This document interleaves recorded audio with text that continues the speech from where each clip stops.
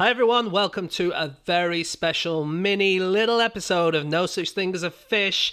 Now, if you remember, last week we said we were about to do a 20-hour podcast with 35 incredible guests, and guess what? We did it. Thank you so much to those people who joined us, the crazy people who stayed up for the whole 20 hours. I don't know what you think you were doing, but anyone who came to any of those sections, and especially anyone who donated, thank you so much. So far, we have made over £150,000 for Comic Relief, some of the best causes around the world, but we want to do better. And the way that we can do that is by you guys catching up with all 35 sections, because we are putting them on YouTube. This episode that you're about to hear is a little taster of our conversation with Richard Osman, the host of Pointless, House of Games, best-selling author. Really hope you enjoy it. If you want to hear the full thing, you can hear that on our YouTube page, where over the next 2 weeks we will be putting up all of the sections, maybe 3 a day, something like that. And that will be chats with people like Michael Palin, with people like Stephen Fry, Sandy Toksvig, Shapikor Sandy, Carrie Mulligan, who you might have heard has just been nominated for a little bit of an Oscar this week, Richard Curtis. There was an amazing bit where Tim Minchin did a song for us. Honestly, each one of those sections is so much fun in its own way, and the way that you can watch any one of those will be to go to qi.com/comic relief. If you're thinking, well, I don't want to listen to those incredibly talented and funny people, I just want to give money to Comic Relief, well, you can do that as well. And to do that, you go to comicrelief.com/fish. That will take you to our Just Giving page. And honestly, if you can spare as little as £5, it will make such a massive difference to people all around the world, especially in a year when charities have really been struggling due to coronavirus. Anyway, I really hope you enjoy this little chat with Richard, and I suppose on with the podcast.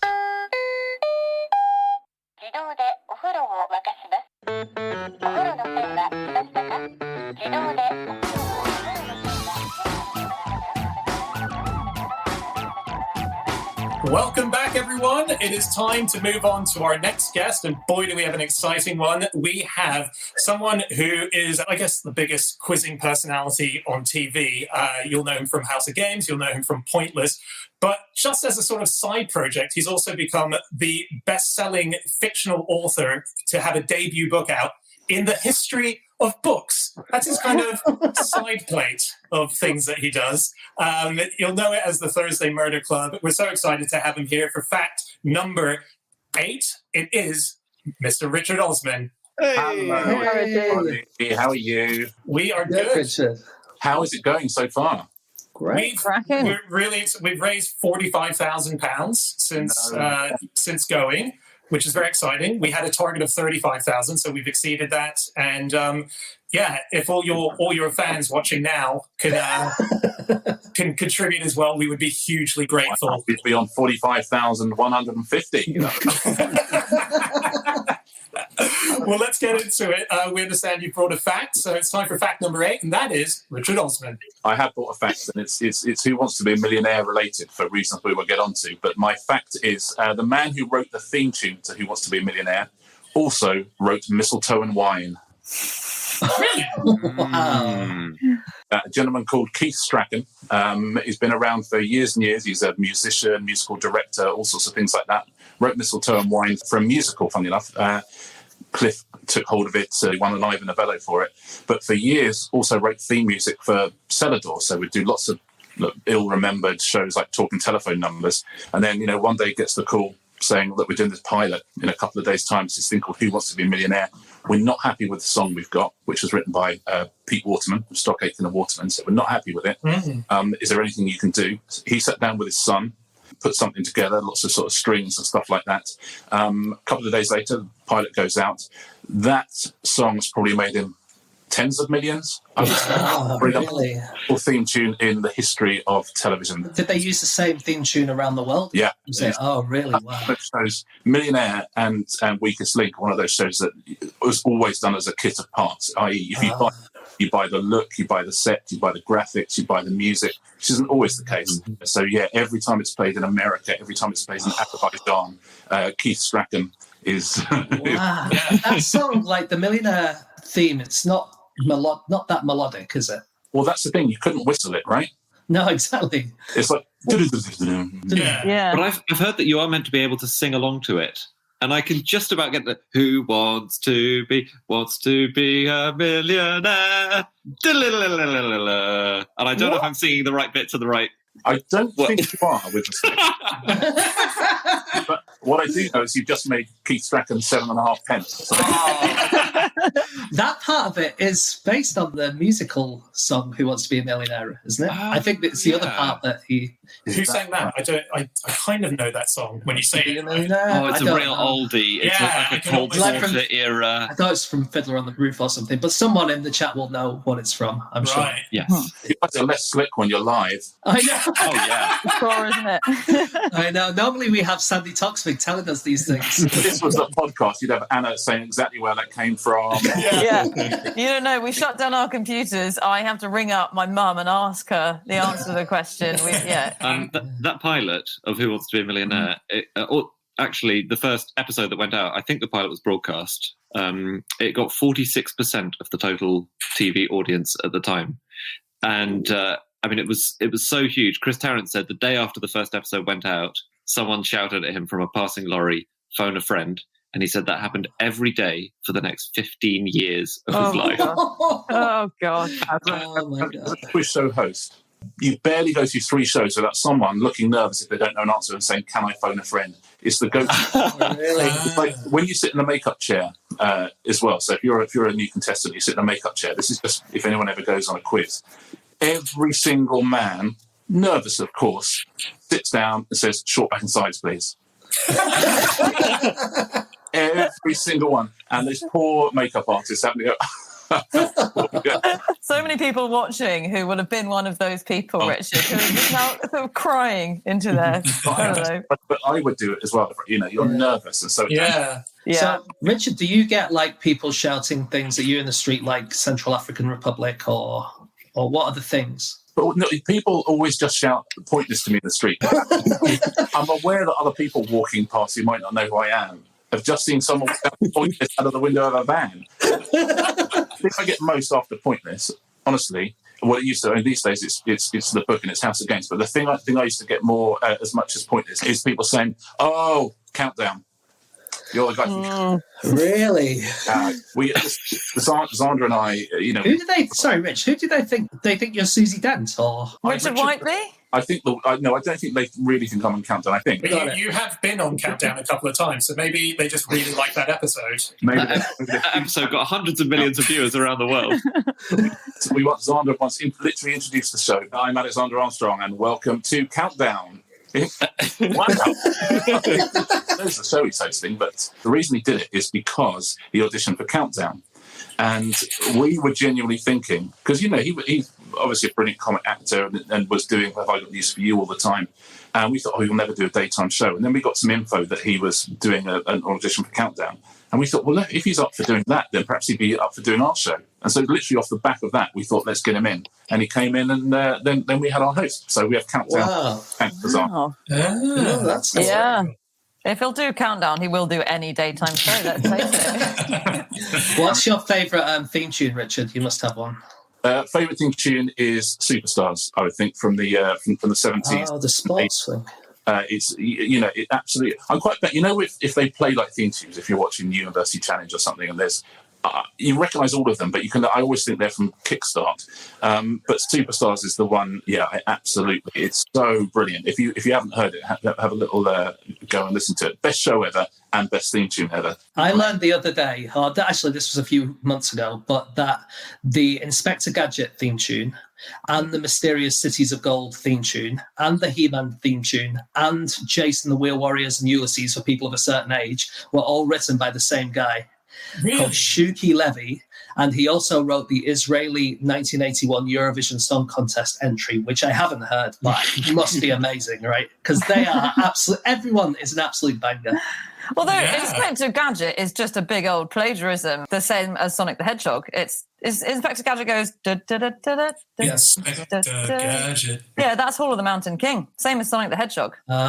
He's just slightly changed the timing. That's just Hall of the Mountain King.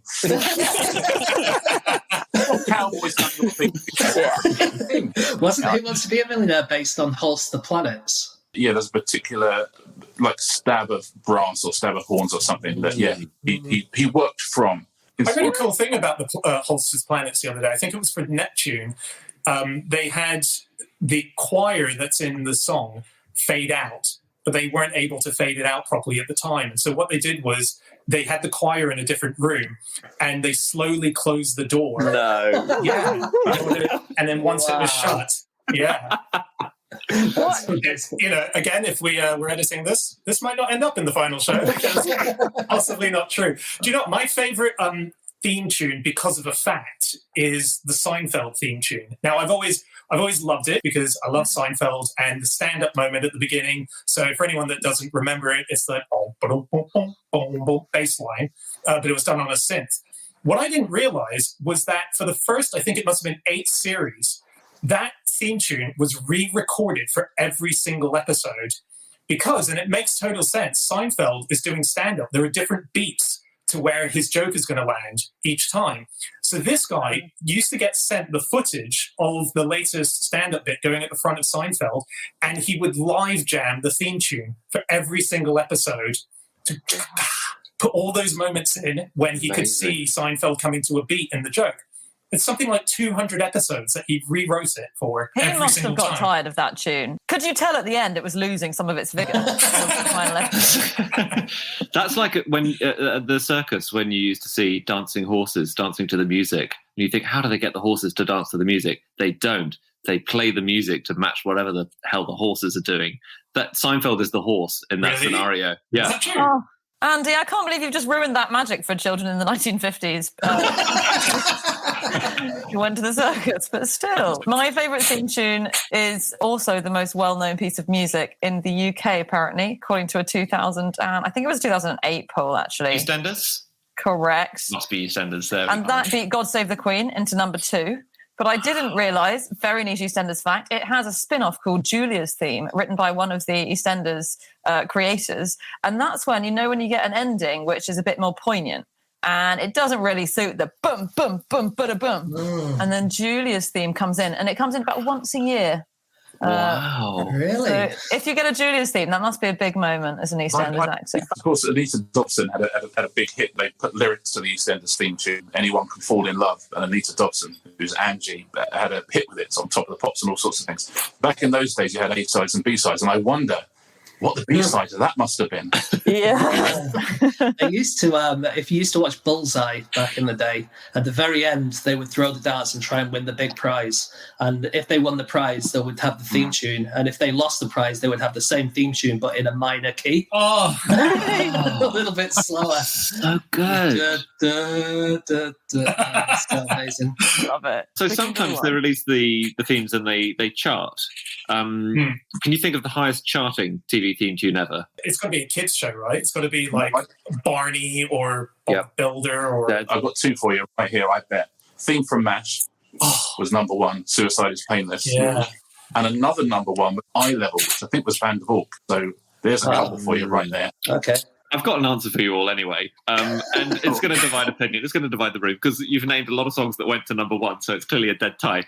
But 1 million people in 1997 bought the Teletubbies theme tune. I believe that's in the UK.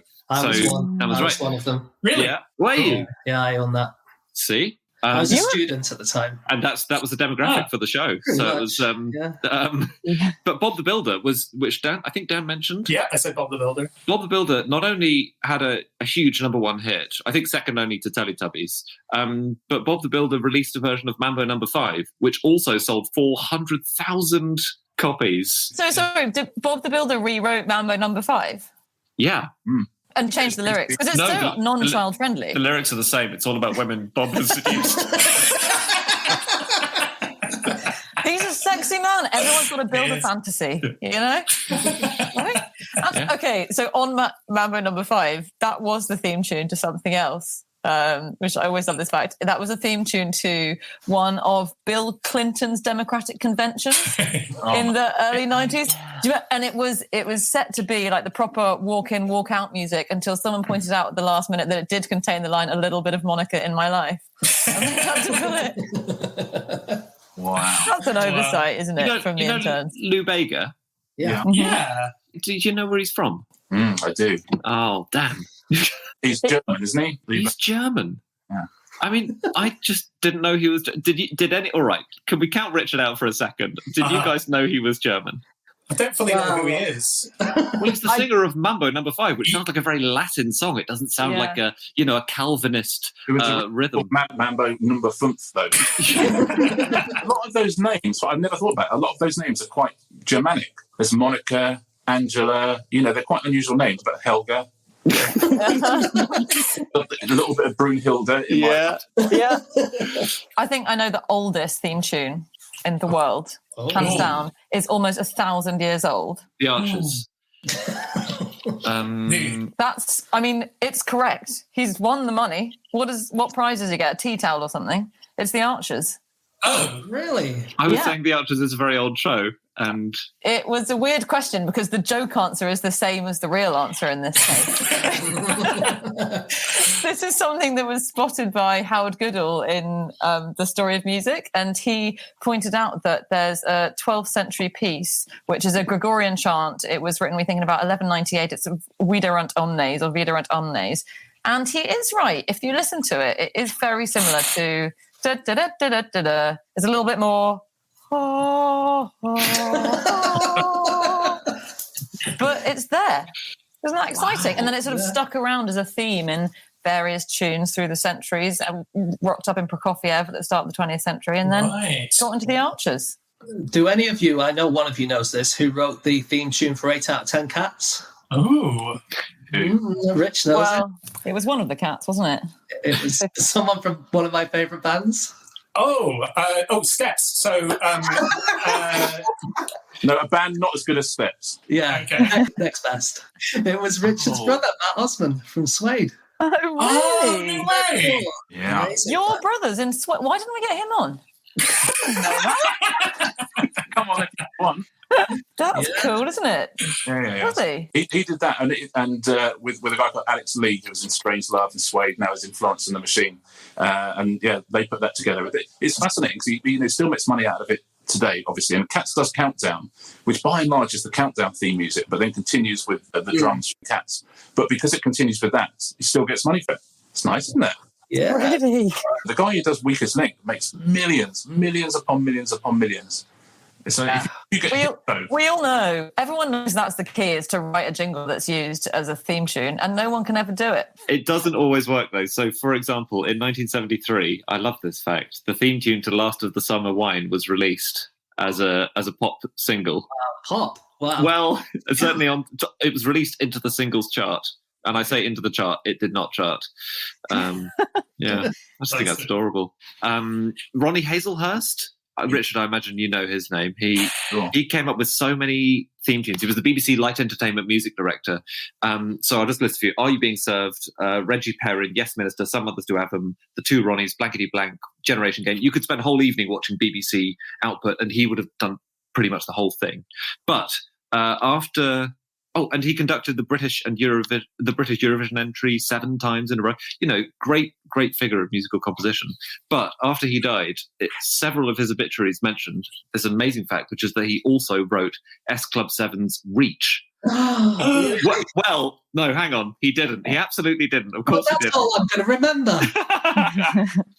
It had just been banged up onto his Wikipedia page, and the Times, the Independent, the Guardian, all these papers just sloshed it right into their obituary. That's he great. did not write Reach. Of course, they wrote all their own stuff, didn't they? S Club 7. Exactly. Alan Hawkshaw did Countdown too. And it's really nice. Whenever you listen to Countdown, the theme tune is the sound of students being given grants, because the royalties from it go to underprivileged students at Leeds College of Music. If you listen to Cats Does Countdown, you know that 50% of the money is going to underprivileged students, and the other 50% is going into my brother's pocket. Well, we do need to wrap up. Thank you so much, Richard. It's great fun. We've been dying to talk to you as a foursome for a long time, so this is a big moment for us. And can I just say from everybody, what you're doing, it sounds like, oh no, it's just a laugh, isn't it? 35 minutes, 35 people. To do what you're doing is incredibly difficult. And I know you're doing it all through the night and stuff like that. You're brilliant. We all know that. And week after week, you turn out this incredible podcast.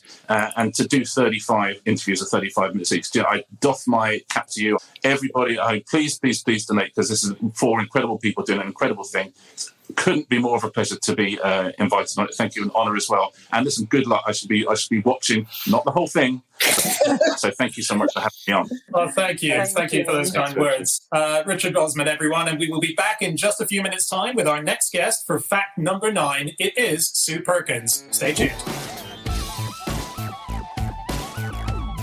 Okay, that's it. Hope you enjoyed that. Like Dan and Richard said, there is a very quick way that you can give money right now to Comic Relief, and that is to go to comicrelief.com/fish, and that will take you to our Just Giving page. And if you want to watch all of the sections that we did with all of the amazing people, those videos can be watched 3 a day at qi.com/comicrelief. We'll be back again on Friday with a normal show.